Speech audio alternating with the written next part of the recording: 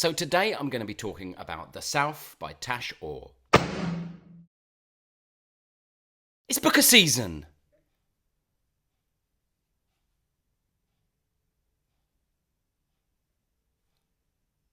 Baby?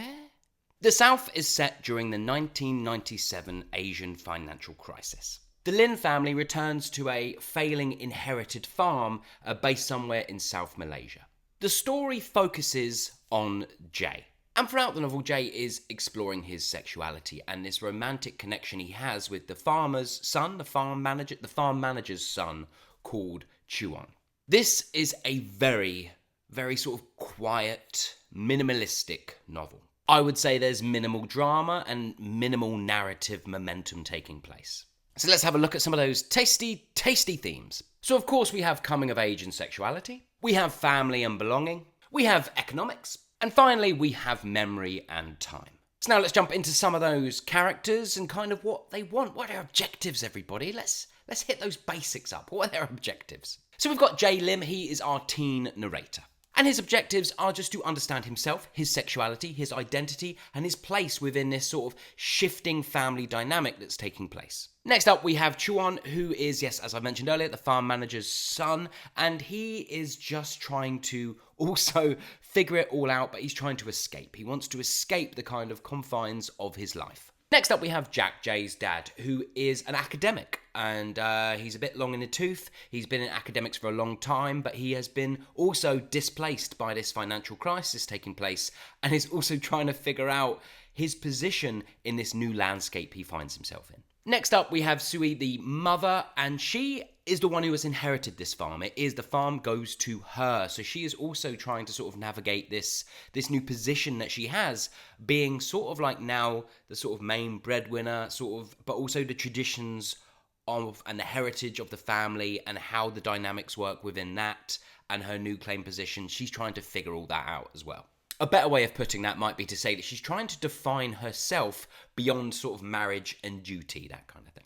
And finally, we have Fong, who is the farm manager. And in essence, he's trying to just run the farm. He's trying to run the farm amidst all these different tensions taking place within the family. So what did I like and what didn't I like? What I liked. One thing I actually rather quite liked is the way that this novel is gently tackling these sort of socio-economic politics through the story taking place. I like that the sort of financial crisis is a kind of almost an emotional backdrop that's driving everything, but it's not thrown in your face. I thought that was done well. And the last thing I liked in this novel is I thought the exploration of queerness was really personal and tender and just really beautifully sort of handled throughout. But that's it for the things I liked. What didn't I like? So much. First thing is I felt like this novel lacked any kind of narrative momentum. I was insanely bored. The next thing I absolutely hated is the fact that this novel does not achieve any kind of sort of developed emotional arc at all. It is all so totally undeveloped and leaving me utterly bored. Overall, it's just too subdued. There is a brilliant sort of political sort of heartbeat at the centre of this story and what this family is going through,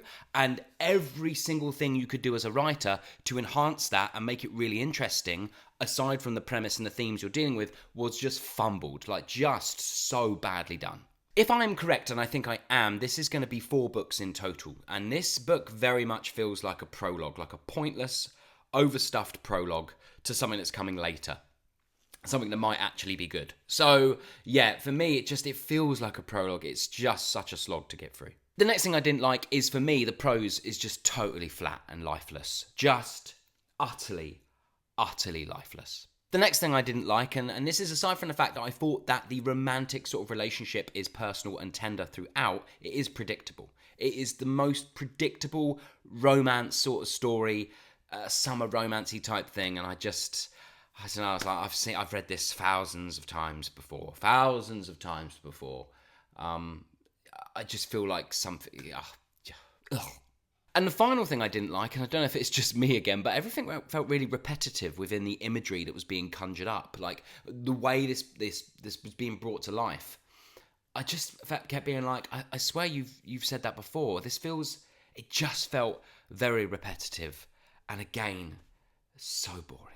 But that's it for my dislikes. Overall, The South is a very quiet, personal novel, but it just wasn't for me. Even though it is built on some very strong themes and a politic that I was really interested by, on paper, this is a very exciting novel to me, but just in its execution, it fumbles it in every single way a novel can. Within its characters, its emotional arcs taking place within the characters, the narrative momentum, the repetitiveness, the romantic storyline is predictable and been done 1,000 times before. It was just so bland. The prose was just so flat. Everything about it was absolutely terrible.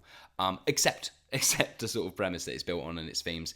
So I am landing on a 1 star out of 5 with this one. I think it's definitely one of the worst books I've read this year, if not the worst. So there you go, that was The South. It is my first bad read from the book Longlist. I was on an absolute roll. All of the books I've read thus far have all been excellent in the excellent area or very good area, just having an absolute great time with the Longlist.